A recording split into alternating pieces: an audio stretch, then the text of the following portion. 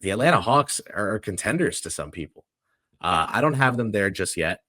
I think there are some questions with the depth that enable me to say if they're going to contend, they've got to be a little more injury proof. Particularly, Kristaps Porzingis is a huge add for them, but I do have them really easily in this middle buy category that we set up, and the reason is because I do think they are just one or two moves away, potentially zero, from being clearly the third best team in the Eastern Conference. Oh, third best. Better? I mean, Kristaps is a big question mark, and he's been a question mark for his entire career. What's center besides Vit Krejci, who is a good player, has Trae ever had that can shoot? Yeah, I agree with you there, and they have the makings of a really good team, like you mentioned. Maybe 3 is right. Maybe And Vit is like a 6'8" big guard who like plays small ball he should 5. be Like he's not he should even be a like a stretch 4. He should be a stretch yeah. 4. So like he's a good player. He like Nikola Jovic. I feel like there's some similarities there, not just both But European adding players. Terrence Mann, they still have Dyson Daniels, obviously, Risa Share, Levert. Like this is a really good team. Year two, Zach, man. And if we're talking about, because their coaching staff is very respected. Like their coaching staff, in my opinion, never gets blamed. Maybe I'm not part of those conversations, but I would say I'm sure there are spaces on Hawks Twitter. I know Hawks Fan TV is definitely hosts some spaces where fans probably hate the coach, killing them, but hate everyone. But that's how fans are. This to me, this is like the prove it year for me. Not only for the coaching staff, but someone like Trae. So that's as a superstar, or as an all-star, as a superstar. Because I think we've already seen he's an all-star, right? When he plays. There are a lot of people that think his stats come in a way that are not conducive to. And I've heard that discourse as well. Deep playoff wins, which like I don't know what the Hawks. I can agree to an extent because the games have to mean something, the results have to mean something. But the Hawks front office, they have to make the second round this year, right? Whether whatever seed they finish with, they're a fun first round upset team. They have to be a second round team. They have to live up to it. Yeah, they have to live up to being. Oh, they're going to be a fun team that you don't want to see in the first round. Yeah. Like they've got to send someone home.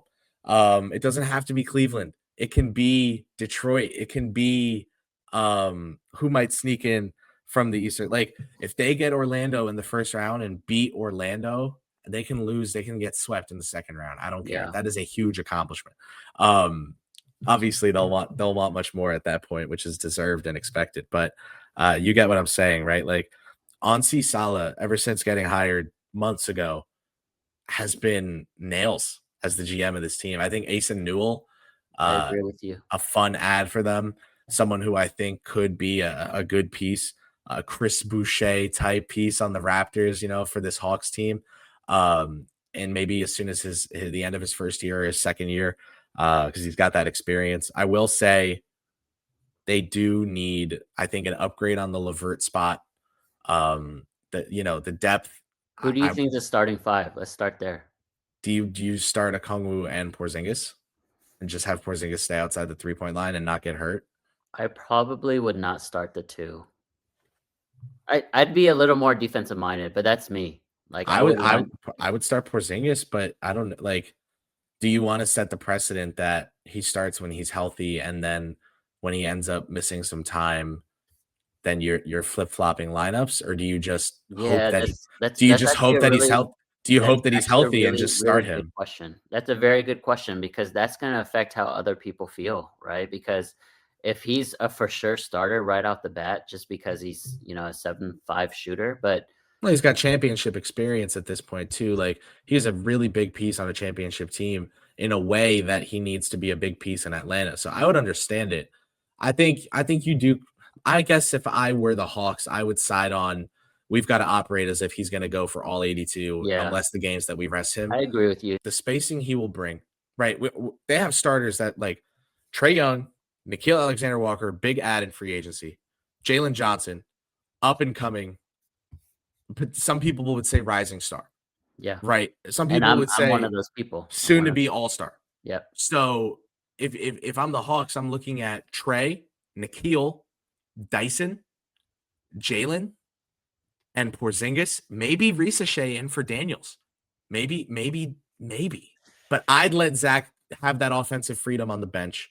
I would play Trae, Nikhil, Dyson, Jalen, and Porzingis, and have Levert and Ricochet and Nance and Okongwu I think bring up I the think I would rear. rather have Nikhil in that 6-man role as opposed to Zach. So then you start Trae, Dyson, Zach, Jalen, Porzingis, Yeah. and Nikhil's your super sixth man. Yeah. I like that too. Actually, you could. I mean, that was his role in Minnesota, and I think he plays it really well. They paid him they paid him enough where he's not going to care if he's. Because I he's still wouldn't going to think. play like 28 to 32 minutes as a 6 I man. wouldn't think he would care if he's the Yeah. super sixth man. But that's a really deep team. That's a really deep team. So my thing is then Kennard they added 2, right? They did add Luke Kennard.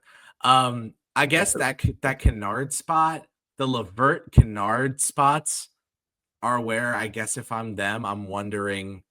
But that's your 8th and 9th best player. It's hard to like again. Right, but as soon as Porzingis gets hurt, then it's your 7th and 8th, and then if Dyson You misses used to some have time, you used to have Okongwu, you used to have Larry Nance. Yeah.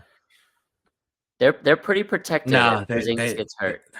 Obviously, if he they have a good roster. Yeah, if he ends up playing 60 to 70 games and he plays like we know Kristaps can play, this is for sure a top 4 team.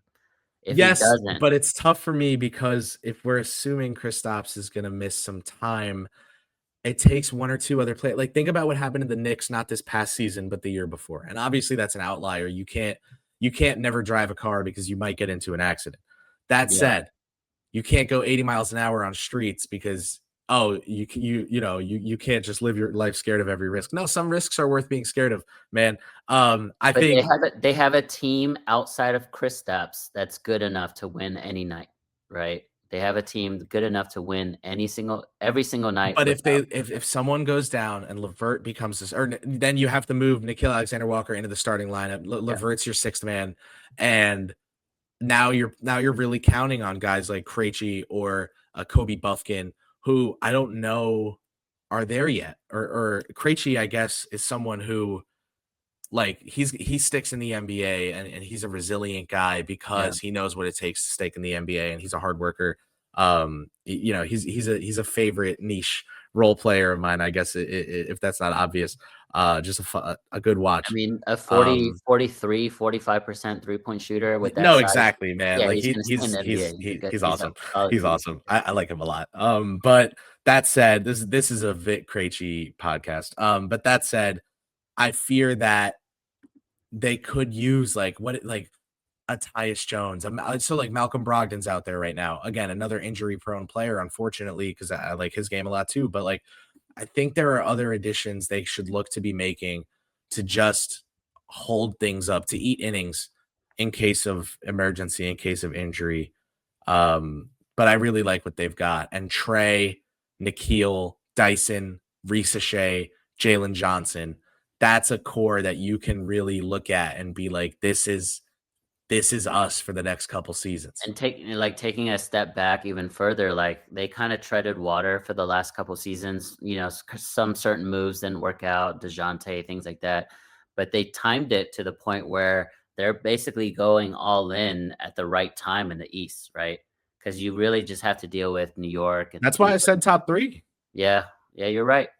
You're right. It's going to be a really good team if they're healthy. But that's every team. If I'm not saying every team, but every great team will require health, and this is no different. I'm excited to see how good they can be. I think they're my pick for the 3rd seed in the East. I think Milwaukee. Miles Turner is going to be so good for them.